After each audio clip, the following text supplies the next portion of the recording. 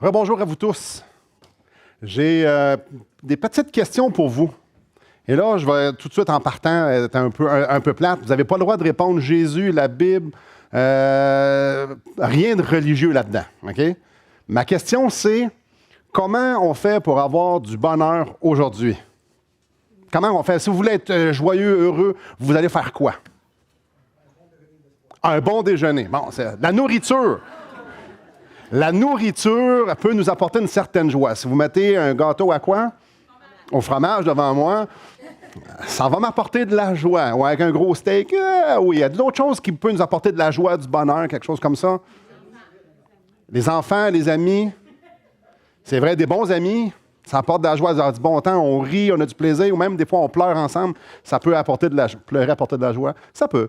On peut pleurer de joie, oui, mais oui, voilà. D'autres choses. Oui.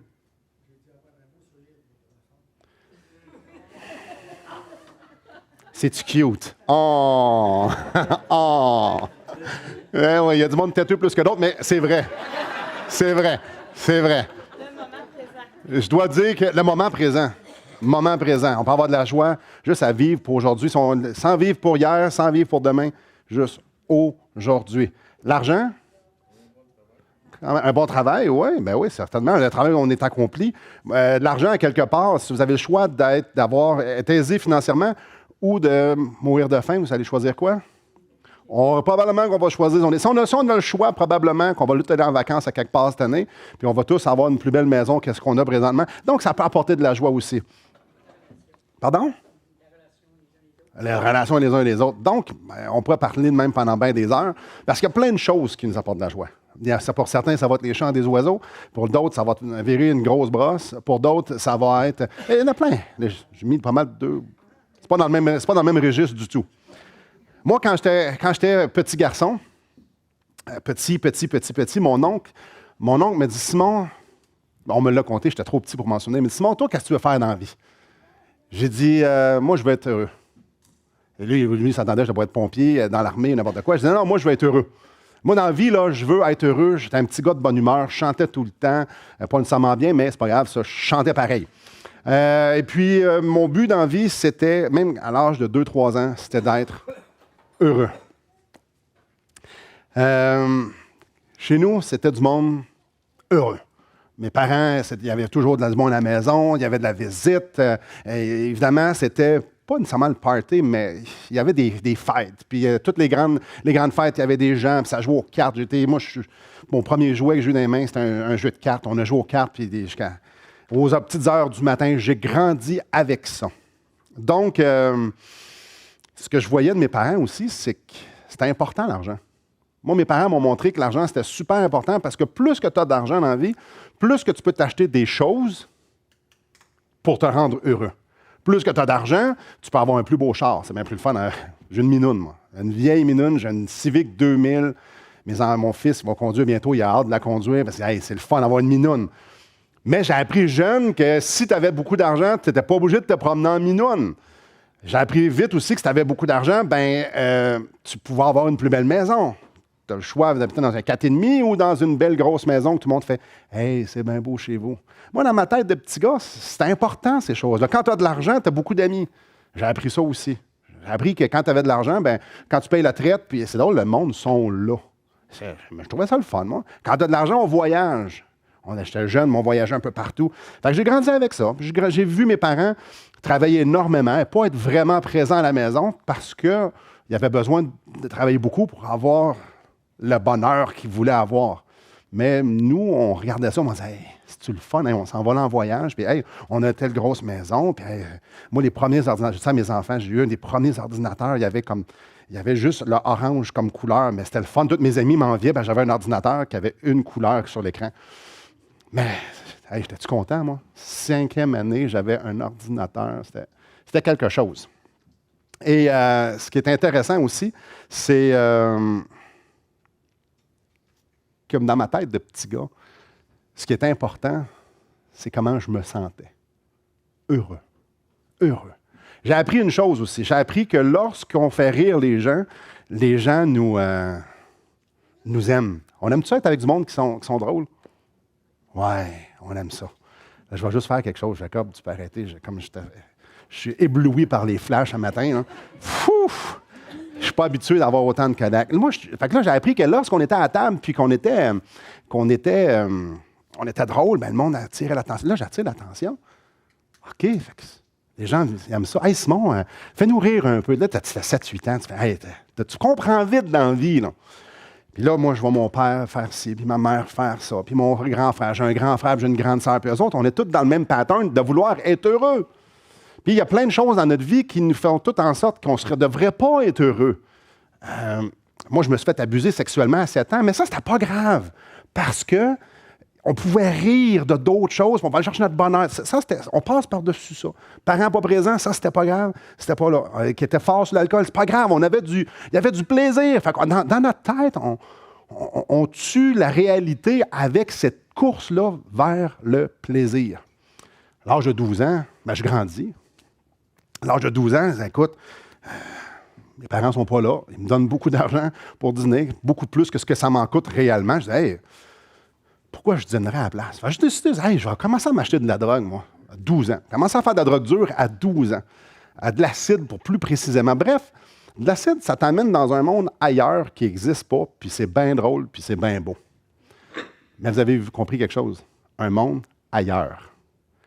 Tu dégèles à un moment donné. Puis là, tu fais, c'est bien plate, la vie. Hey, moi, je sais comment avoir du plaisir. Fait qu'en place d'en prendre une fois de temps en temps, ben j'ai décidé d'en prendre tout le temps. Fait que là, j'ai grandi avec ça. Évidemment, rebelle un petit peu. C'est à 12 ans que j'ai commencé. J'ai dit à mes parents, là, pour la première fois, je ne rentrerai pas coucher à soir. Puis ils m'ont dit, ben oui, tu rentres, Simon. Je dis, ben non, on se voit demain matin. J'ai dit, mes enfants, j'ai une qui vient d'avoir 12 ans hier. Léa ne fait pas ça. Mais pour moi, c'était quoi? Heureux. Je voulais juste avoir de la joie. Dans mon cœur, là, j'étais à la recherche de la joie.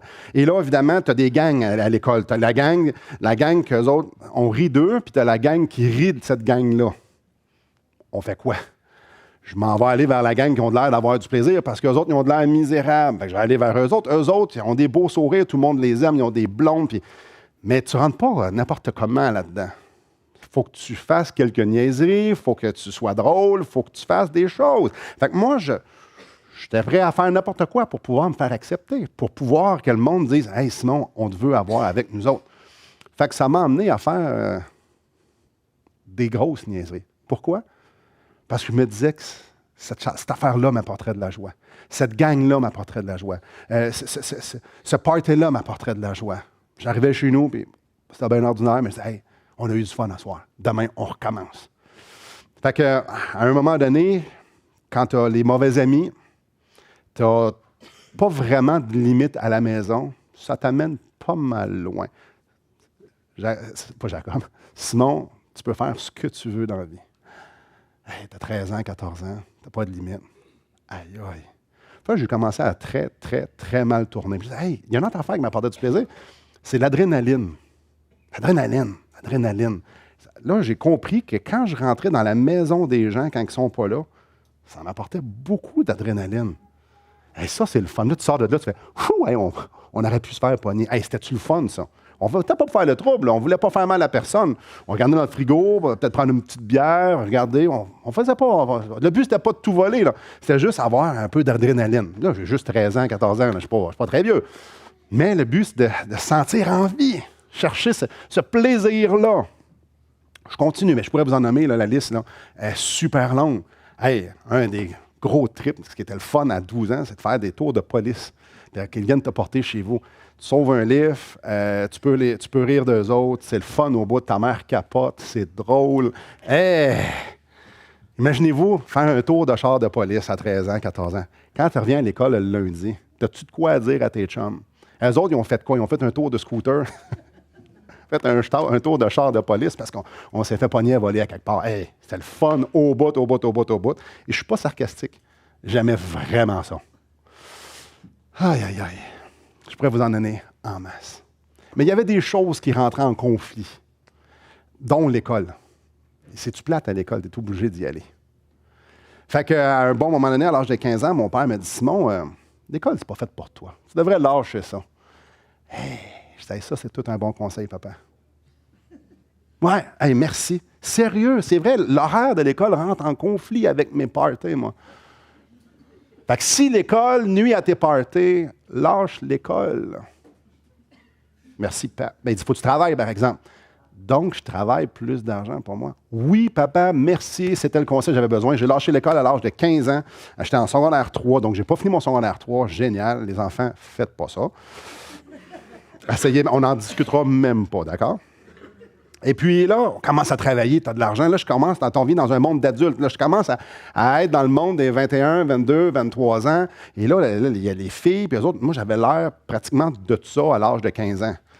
Fait que là, on fait quoi? Ben, on s'en va dans un bar, on s'en va tout ce que le monde a. Puis les gars, dans cet âge-là, ils vont au bar de danseuse. Excusez-moi pour ceux qui ont des oreilles sensibles. Tu montes, veux-tu y aller? Pourquoi je dirais non à ça? J'ai les hormones dans le prélat, ben oui, je vais y aller. Fait que là, on commence, puis là, je suis dans un monde d'adultes, là. Là, c'est génial. Fait que là, je suis aussi tout ce qui vient avec, je suis là. Que ce soit les parties, que ce soit les filles, que ce soit la drogue, que ce soit l'alcool, ça coule à flot.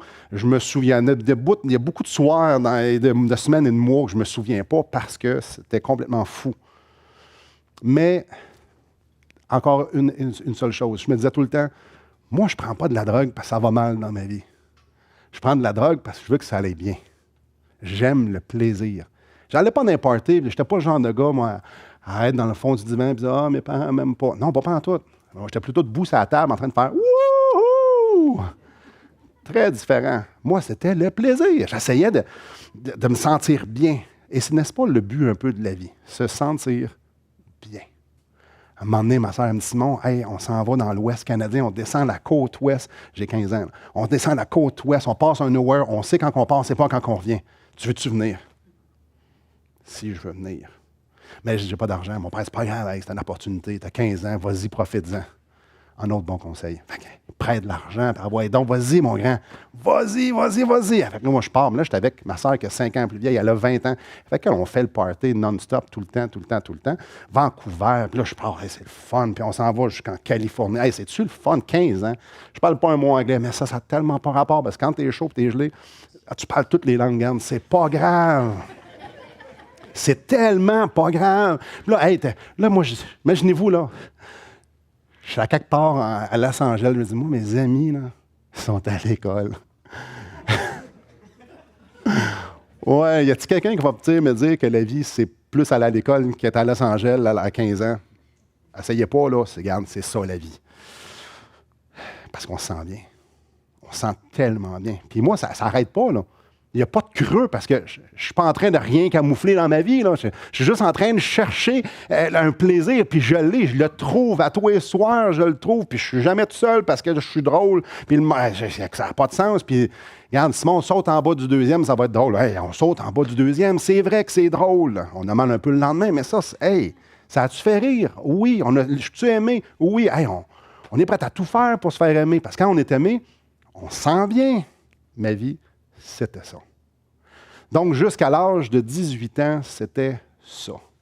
Puis à 18 ans, ça a été encore ça.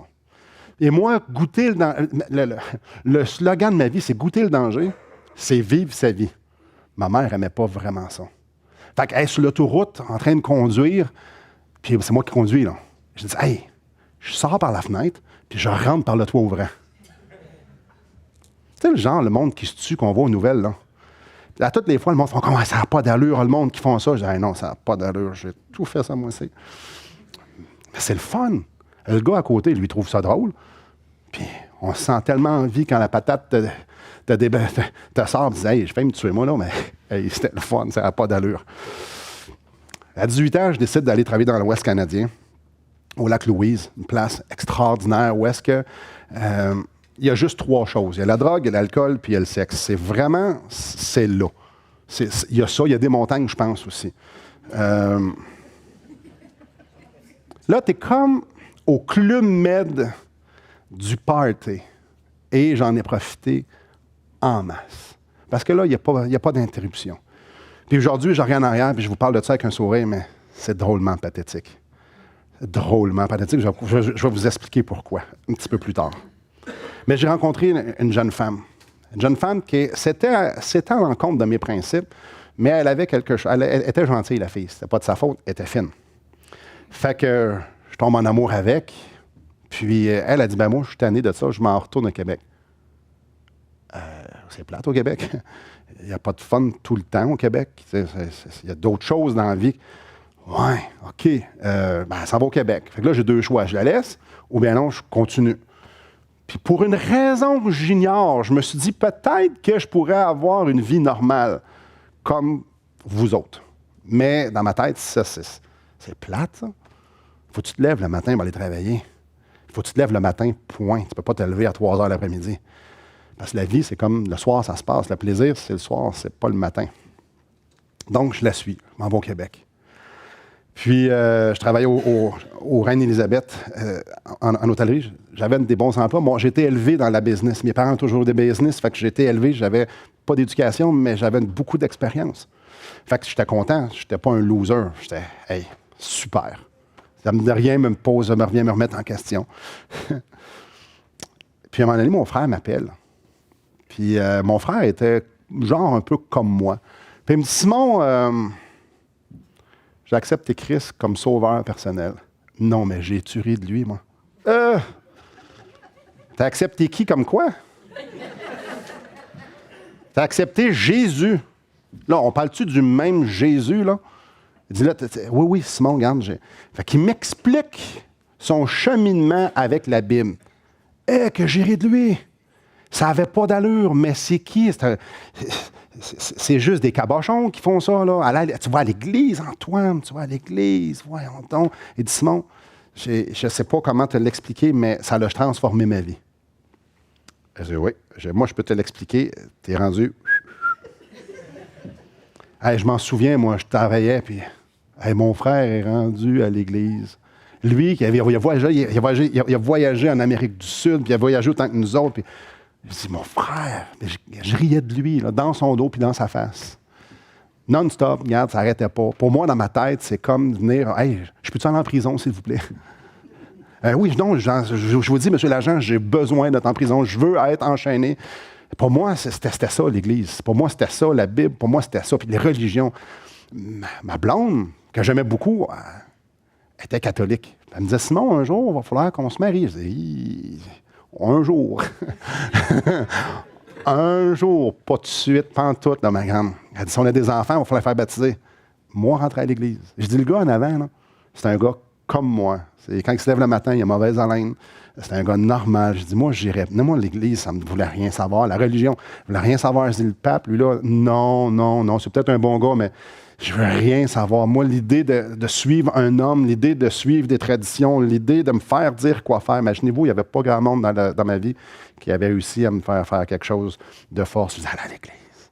Je dis, non. Là, mon frère, lui, il est rendu là. Aïe, aïe.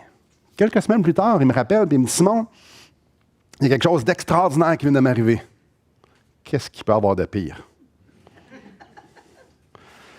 Il me dit, il y a un monsieur dans mon église qui m'a donné un restaurant. Il y a quelqu'un dans ton église, en partant, juste le mot église, ça, qui t'a donné un restaurant. Chez nous, on vend notre mère pour 5 cents. Non?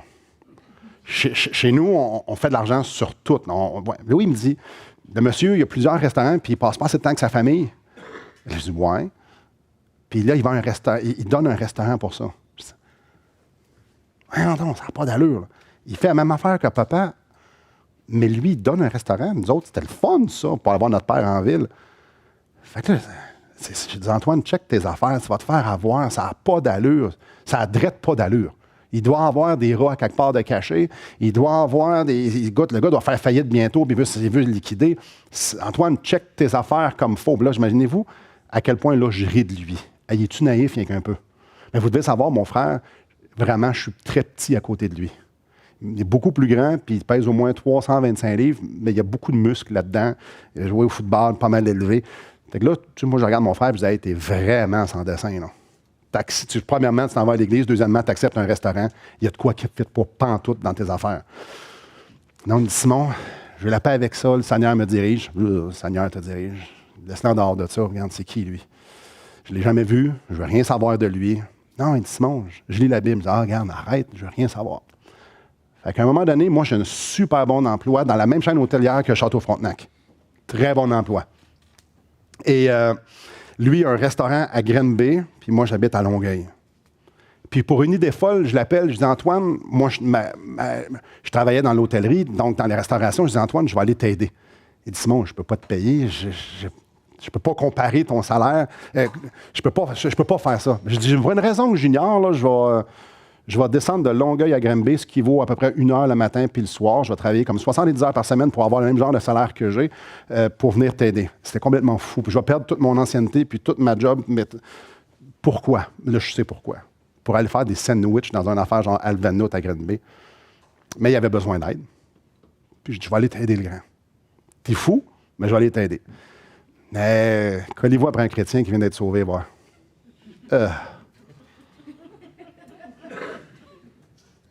Il dînait avec sa Bible ouverte. Je dis, excuse-moi, là, c'est parce qu'on peut-tu se parler? Il dit, non, regarde, je veux passer un temps avec le Seigneur. C'est lui que je veux que lui me parle. Hey, Pompon, arrête, là. Là, il demandait, mais il remerciait le Seigneur pour la nourriture. Je dis, c'est nous autres qui a fait ton sandwich, là, grand. Je dis, tu demandes merci à personne, ça part que tu me dis merci. Là, c'est moi qui ai coupé ta viande, arrête. Puis là, Jésus par-ci, puis Simon, t'es un pécheur. Arrête, pécheur, arrête, j'ai du fun. Là, tu casses mon fun. Là, il est en train de m'expliquer le plan de Dieu. Je dis, moi, je vais t'expliquer le mien. Je vais avoir du fun le matin, le midi, l'après-midi, puis le soir. Je veux du fun tout le temps. Je veux rien que ça. Il dit, ouais, mais Dieu a un autre plan pour toi. Je voulais rien savoir. Pour moi, l'idée de suivre un homme, suivre la Bible, pour moi, l'idée d'admettre que moi, je puisse avoir à changer, ça n'avait rien. Ce que je voulais, c'est me sentir bien. Donc, j'avais un gros problème d'alcool, j'avais un gros problème de drogue, j'avais un gros problème sexuel, j'avais un gros problème, en fait, je pourrais dire, ma vie. Mais j'étais tellement heureux. Ça n'avait pas de sens. Jour après jour, j'étais aimé de tout le monde.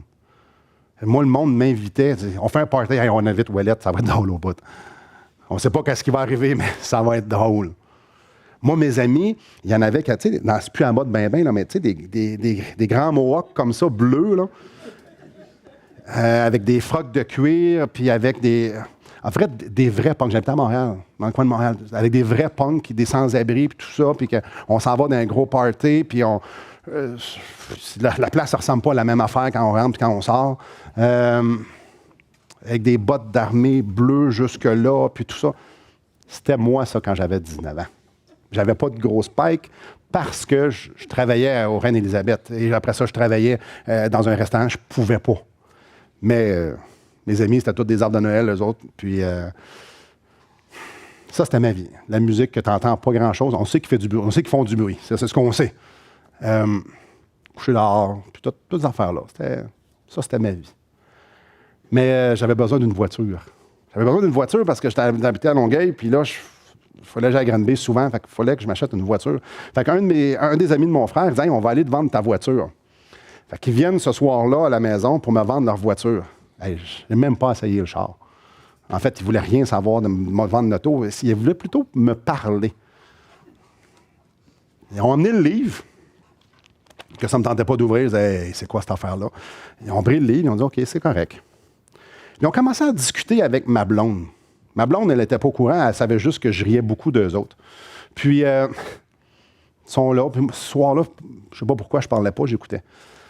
Puis, je me souviens, l'ami de mon frère citait beaucoup la Bible. Il dit, je ne peux pas l'utiliser, je vais la citer.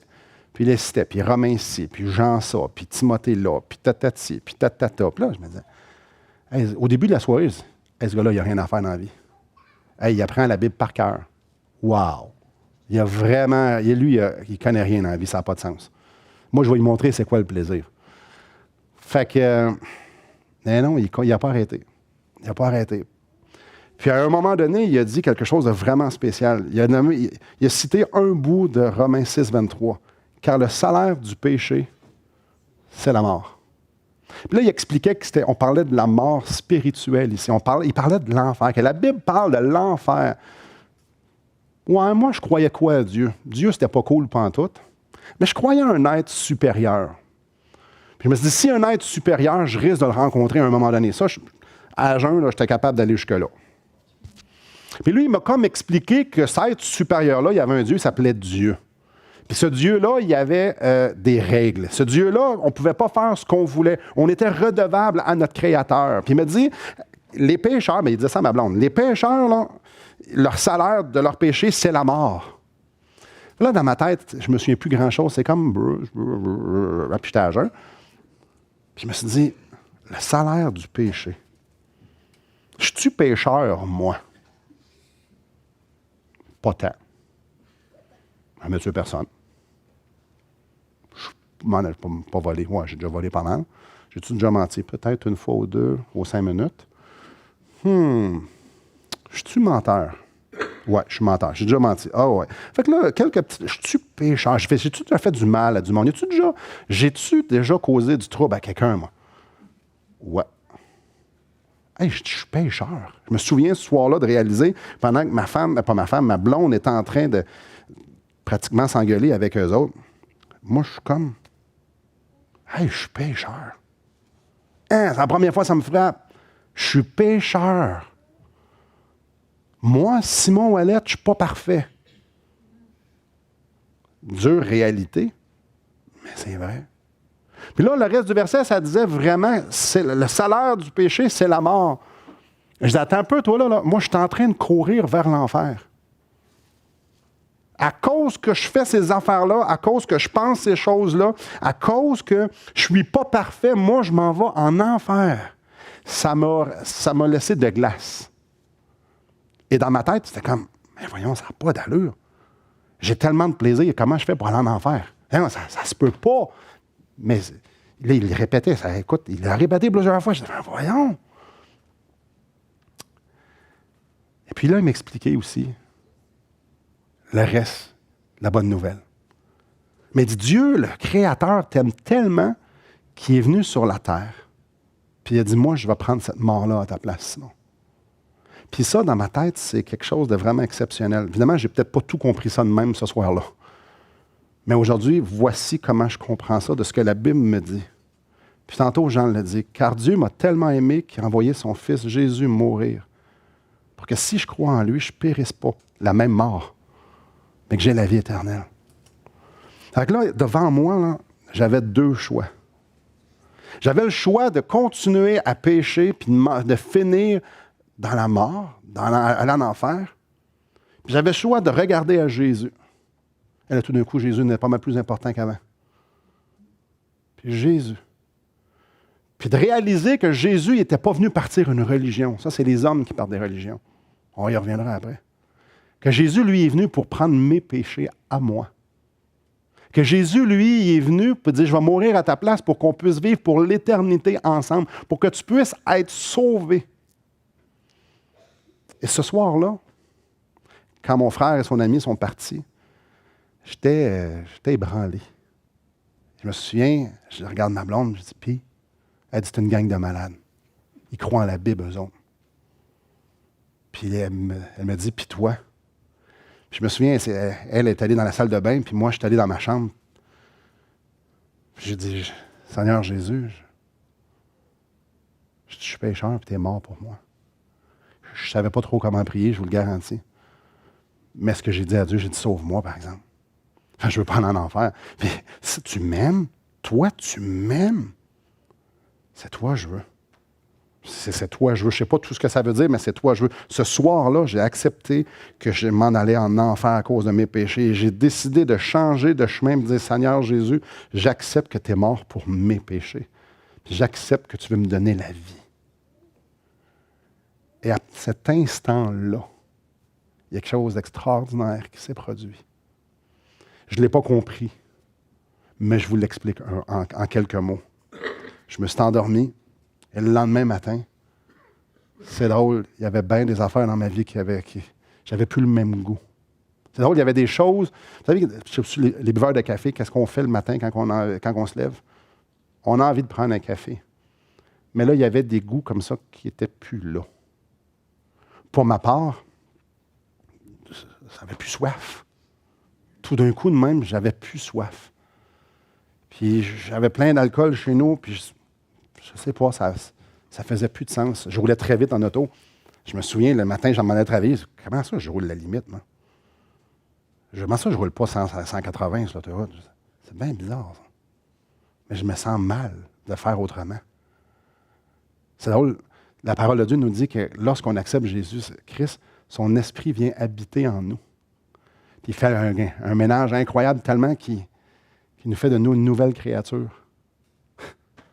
Aïe, aïe, je t'ai rendu une nouvelle créature. Là, je sacrais comme un bûcheron avant. Puis c'est drôle, ça sonnait mal, ça sonnait carré dans ma bouche. Parce que pour moi, ça ne faisait plus vraiment de sens. J'ai dit, il y a quelqu'un qui est mort pour ça. Il y a quelqu'un qui est mort parce que je sac. Il y a quelqu'un qui est mort parce que je bois comme un trou. Il y a quelqu'un qui est mort parce que je prends de la drogue sans bon sens tous les jours. Il y a quelqu'un qui est mort pour ça. Il y a quelqu'un qui est mort pour ces mauvaises pensées-là, pour ces mensonges. Il y a quelqu'un qui est mort. Dieu, il est mort pour moi. Comment je ferais pour continuer à vivre là-dedans? Comment je ferais pour continuer? Je dis, non. Moi, je veux qu'un ménage dans ma vie. Moi, là, t'as peu, là. Tu m'aimes de même, Jésus? Tu m'aimes assez que tu es venu mourir pour moi. Tu m'aimes assez que tu veux qu'on soit ensemble dans la même famille. Hein? J'ai plus envie de faire les mêmes affaires. Dans mon cœur, il y a eu une transformation extrême. Ça fut extraordinaire parce que je venais de réaliser que j'étais maintenant un enfant de Dieu. La Bible me le dit. Je vous ai écrit ces choses afin que vous sachiez que vous avez la vie éternelle à ceux qui croient.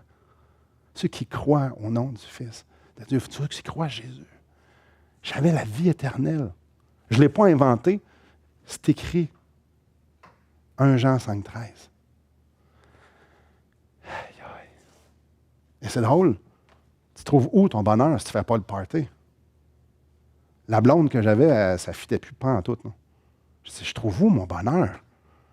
Tu sais, moi, j'étais un junkie au bonheur, moi, là, à la joie. Je fais quoi, moi? Si boire ne m'apporte pas plus de bonheur, si je ne me tente plus de boire, mais je vais retrouver le soir, je fais quoi? C'est bien plate. C'est ce que je pensais avant. Je fais quoi? Bien, j'ai eu ma réponse le lendemain. Là.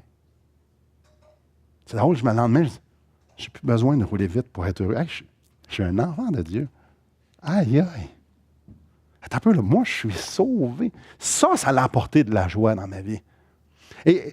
Et au fil des choses, au fil des moments, j'ai rencontré des gens qu'eux autres, ils tripaient sur Jésus comme moi, je tripe sur Jésus. Là. Fait qu'eux autres, là, ils n'avaient pas besoin d'autre chose, d'autres artistes. Attends un peu, là. J'ai trouvé en Jésus le bonheur qui ne se perd pas. J'ai pas besoin de me geler la face. J'ai pas besoin d'aller vers la sexualité. J'ai pas besoin d'aller vers l'alcool, d'aller vers la reconnaissance. J'ai plus besoin de dire les niaiseries que le monde m'aime. Hey, Jésus m'aime. Quand tu as Jésus qui t'aime, quand tu as Jésus sur ton bord, c'est tout ce que ça te prend. J'ai trouvé en Jésus-Christ le bonheur que j'ai cherché pendant 19 ans de temps.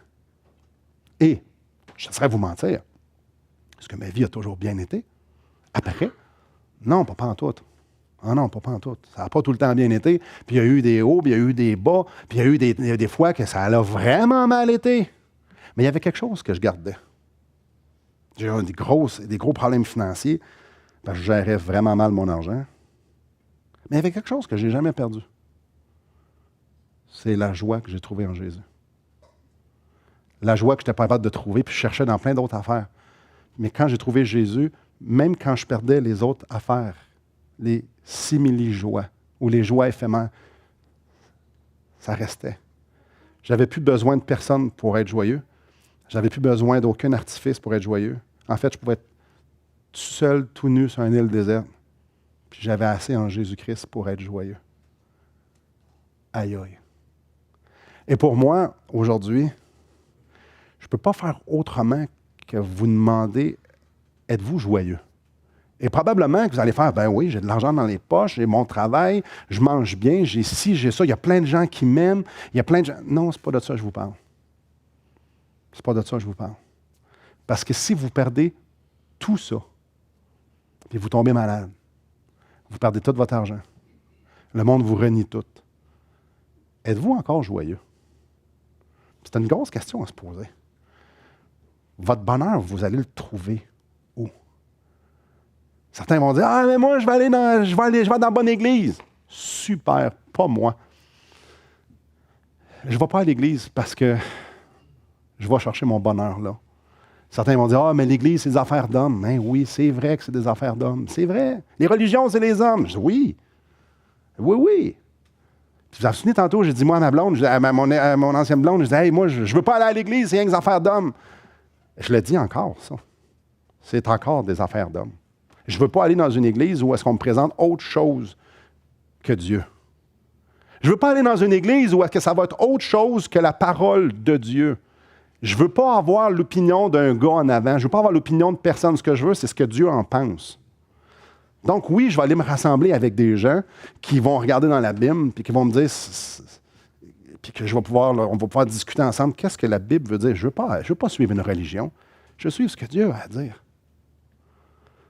Certaines personnes vont dire, mais moi, je suis une bonne personne. Ah oui, c'est bon, toi, tu avais besoin de ça dans ta vie. Non. La Bible nous dit que ce n'est pas par les œuvres qu'on peut être sauvé.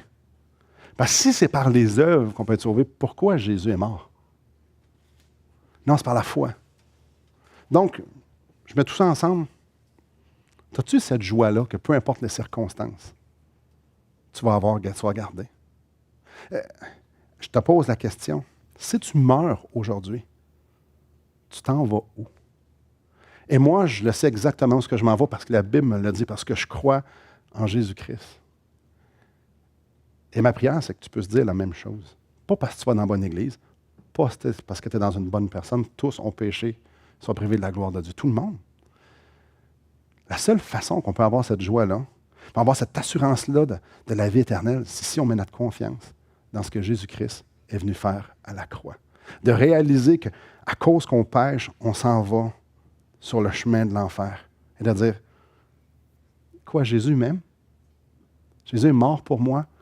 Je t'accepte. J'accepte ton amour. J'accepte ta croix. J'accepte qui tu es. Puis je veux te suivre. C'est dans ce chemin-là que je veux aller. Et peut-être ce matin, il y en a parmi nous qui n'ont pas fait ce choix-là. Peut-être ce matin, il y en a qui ont, dans leur cœur, ils ont plein de... Ça brasse, puis ils ne savent pas trop. M'en vas-tu au ciel? M'en vas-tu pas au ciel? Je suis assez bon? Je suis assez pas bon? Peut-être qu'il y en a parmi nous qui savent très bien qu'ils s'en vont en enfer puis qu'ils ne veulent pas y aller. Peut-être qu'il y en a qui... J'aimerais ça qu'on puisse prendre quelques secondes. Quelques secondes pour un peu rentrer dans nos pensées puis dire, je m'en vas-tu réellement à bonne place si je meurs aujourd'hui? Est-ce que j'ai cette joie-là? Est-ce que je veux accepter Jésus-Christ? Donc, ce que j'aimerais faire, c'est qu'on se ferme les yeux. Tout le monde ici, tout le monde qui sont ici, vous vous fermez les yeux. Et moi, j'aimerais prier pour les gens qui disent, moi, je suis tout mélangé, mais je veux être sauvé. Moi, je n'ai pas cette joie-là, mais je la veux. Je veux Jésus-Christ et j'aimerais ça prier pour vous. Donc, si c'est votre cas ce matin, dites, moi, je ne suis pas sauvé, mais j'aimerais l'être. Moi, je ne suis pas sauvé, mais j'aimerais vraiment avoir Jésus dans ma vie pour que je puisse avoir cette joie-là et être sauvé. Juste levez la main et je vais prier pour vous. Il y a quelqu'un parmi nous ce matin qui doute ou qui le sait complètement. Les yeux sont fermés. Vous pouvez lever votre main.